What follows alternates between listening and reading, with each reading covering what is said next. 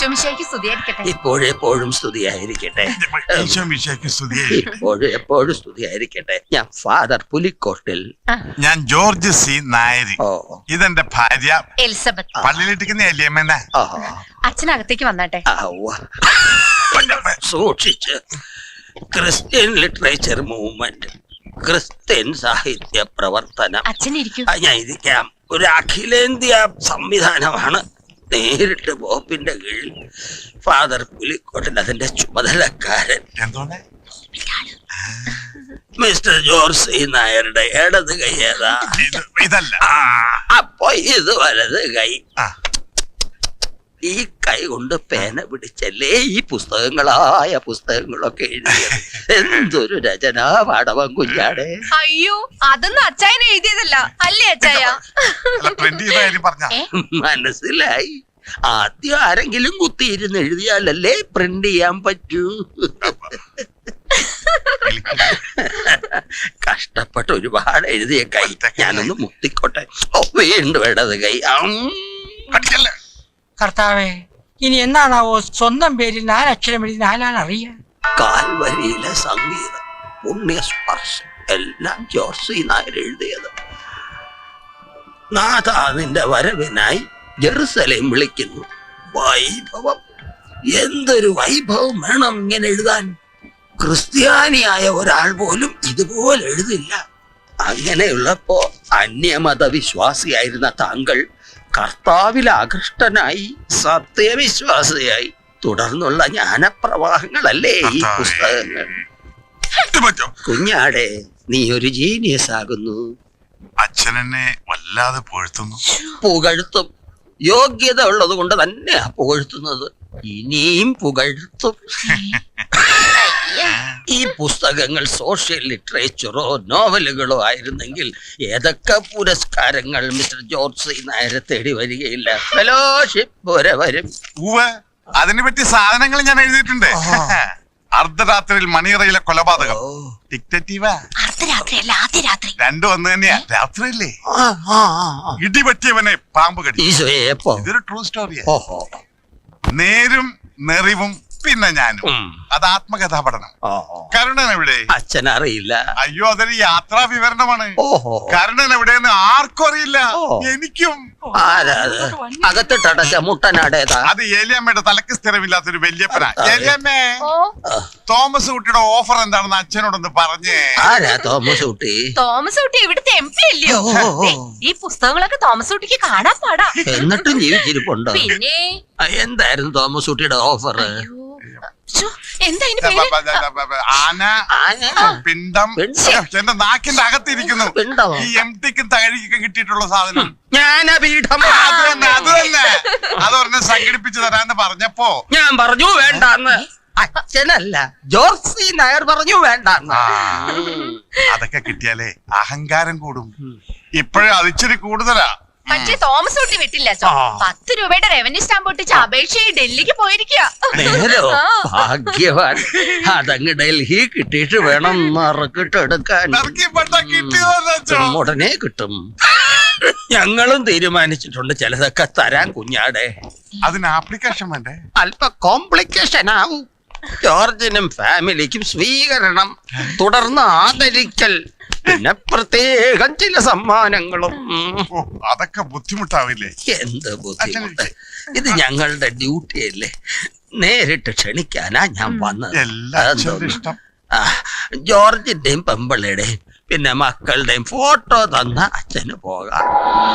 എന്താ ഒരു ആലോചന? മനസ്സിലായി. ഡേറ്റും സമയവും സ്ഥലവും ഒക്കെ പുറകെ അറിയിക്കാം. അതല്ല, പിന്നെ ഞാനും ഇവളും വരാം. മക്കള് വരണം. അതല്ലേ അതിന്റെ മര്യാദ. അതല്ല പ്രശ്നം. ഒരു മകനുള്ളത് അങ്ങ് അമേരിക്കയിലാ. ഇവിടെ ഇല്ല. അമേരിക്കയിലാണല്ലേ? അതെ. എന്നാ ശരി, ആള് വേണ്ട. ഒരു ഫോട്ടോ മതി. മോൻ അവിടെ എന്ത് ചെയ്യുന്നു? പഠിത്തമാണോ, ജോലിയാണോ, അതോ അപ്പച്ചനെ പോലെ വാരി വലിച്ചെഴുതുവാണോ? എന്താന്ന് വെച്ചാ അത് ഒരു കുടുംബത്തിന്റെ ബയോഡാറ്റ ആവുമ്പോ ഇതൊക്കെ വേണമല്ലോ. മകനെ ഒഴിവാക്കണം അച്ചോ. അതെന്താ, വല്ല പ്രശ്നമുണ്ടോ കുഞ്ഞാടെ? ഉണ്ട്. അവൻ എന്റെ ആദ്യ ഭാര്യയിലുള്ളതാ. ഞാൻ മതം മാറി, പക്ഷെ അവൻ മതം മാറാൻ തയ്യാറല്ല. മതം മാറിയില്ലെങ്കിൽ അവനെ ഇവിടെ കേറ്റില്ലെന്ന് ഞാനും പറഞ്ഞു. പക്ഷെ കൊറേ കാലായി അപ്പച്ചനും മോനും തമ്മിൽ യാതൊരു ബന്ധമില്ല. ഒരു ബന്ധവുമില്ല. ഒരു ബന്ധമില്ല. ഇല്ല. സത്യം പറഞ്ഞ അവൻ എവിടെയാണെന്ന് പോലെ എനിക്കറിയില്ല. നേരത്തെ അമേരിക്കയിലാണെന്ന് പറഞ്ഞത്. അതെ വേറെ ആരോ പറഞ്ഞു കേട്ടതാ. ഞങ്ങളുടെ ഫോട്ടോ മതിയെങ്കിൽ തരാച്ചോ അല്ലേ? ലേറ്റസ്റ്റ് ആയിട്ട് എടുത്തതാ. മതി, എനിക്ക് ഇത്രയും മതി. കലക്കി. Thank you sir. മേമന നമ്പൂരിയെ പോലെ തന്നെ പുലിക്കോട്ടിൽ അച്ഛനും കലക്കി. വിക്രമന് ഏത് വേഷവും ചേരും സർ. ഇരിക്ക്. പക്ഷെ ഞാൻ ഇത്ര ഹാപ്പി അല്ല സർ. അതെന്താ? മകന്റെ കാര്യത്തിൽ എന്തൊക്കെയോ മറക്കുന്നുണ്ട്. പക്ഷെ ഇത് പൂർണ്ണമായും മനസ്സിലാക്കാൻ എനിക്ക് കഴിഞ്ഞില്ലല്ലോ. ആര് പറഞ്ഞു? ഇതാ ഇപ്പൊ നന്നായേ. നല്ല ഒന്നാം തരം കെണി ഒരുക്കി വെച്ചിട്ടല്ലേ പുലിക്കോട്ടിൽ അച്ഛൻ വന്നിരിക്കുന്നേ. മനസ്സിലായില്ലേ? ആദ്യം പറഞ്ഞു മകൻ അമേരിക്കയിൽ എവിടെയോ ആണ്. പിന്നെ അത് തിരുത്തി പറഞ്ഞു അത് ആരോ പറഞ്ഞു കേട്ട അറിവാണ്. പിന്നെയും തിരുത്തി പറഞ്ഞു മകൻ എവിടെയാണെന്നറിയില്ല, മകൻ എന്താണ് ജോലി എന്നറിയില്ല, മകനുമായിട്ട് യാതൊരു ബന്ധവുമില്ല. അതൊക്കെ വെറും നുണയാണ് സർ. ജോർജ് സി നായർ നുണ പറയണം. പിന്നീട് ആ നാവ് നേര് പറയേണ്ടി വരുമ്പോഴോ മകൻ അമേരിക്കയിലാണെന്നുള്ള കാര്യം, അമേരിക്കയിൽ എവിടെയാണെന്നുള്ള കാര്യം, എന്താണ് ജോലി എന്നുള്ള കാര്യം, മകനുമായി സ്ഥിരമായി ബന്ധപ്പെടാറുണ്ടെന്നുള്ള കാര്യം, ഇതൊക്കെ അയാൾക്ക് തുറന്ന് സമ്മതിക്കേണ്ടി വരും. ശരിയാ, ഒന്നാം തരം കെണിയാ. താമസിയാതെ ജോർജ് സി നായരെ നമുക്ക് വീണ്ടും കാണണം. പക്ഷെ അതിനു മുമ്പ് ഒരു ചെറിയ ഹോംവർക്ക് ചെയ്യണം. ഹലോ,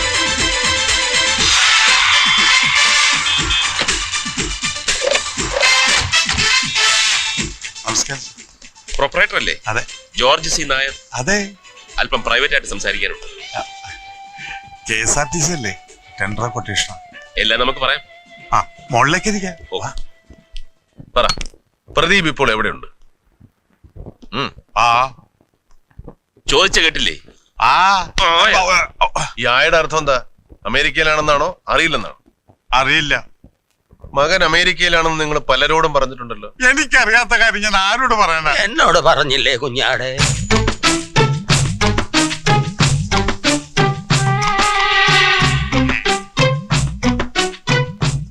ഇതെവിടെ നിന്ന് വന്ന ഈ ശബ്ദം?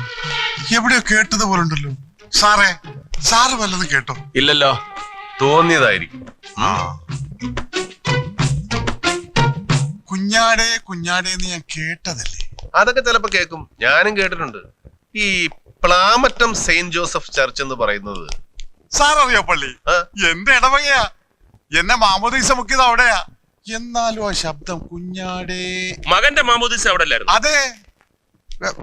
നിങ്ങൾ ആരുടെ മാമോദീസ കാര്യം ചോദിച്ചത്? Benjamin C Nair. മകന്റെ പേരിപ്പോ അതല്ലേ? ആ പള്ളിയിലെ വികാരിയത്തിനെ കണ്ടിട്ടാ ഞങ്ങൾ വരുന്നത്. ഏകദേശം 4 വർഷം മുമ്പ് നിങ്ങളുടെ മകന്റെ മാമോദിസ അവിടെ വെച്ച് നടന്നു. മാറ്റപ്പേര് ബെഞ്ചമിൻ, പിന്നെ നിങ്ങളുടെ നായരും കൂടെ ചേർത്ത് Benjamin C Nair.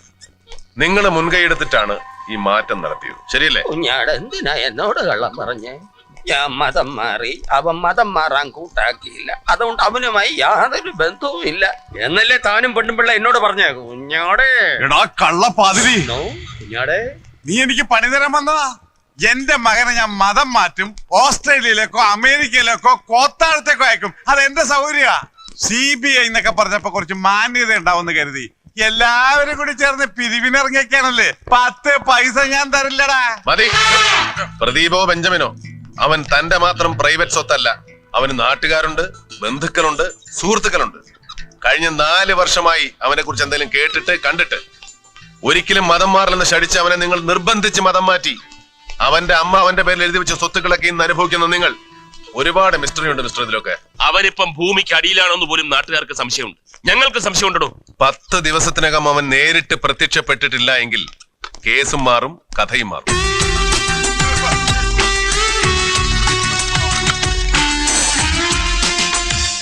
Poojappura central ജയിലിന്റെ അകം കണ്ടിട്ടുണ്ടോ? കണ്ടിട്ടുണ്ട്. എങ്ങനെ കണ്ടു? ന്യൂഡൽഹി സിനിമയില്. എങ്കിൽ ഇനി നേരിട്ട് കാണേണ്ടി വരും, കിടക്കേണ്ടിയും വരും. അത് സംഭവിക്കാതിരിക്കണമെങ്കിൽ മകനെ എങ്ങനെ എക്സ്പോർട്ട് ചെയ്തോ അതുപോലെ ഇമ്പോർട്ട് ചെയ്തേക്ക്.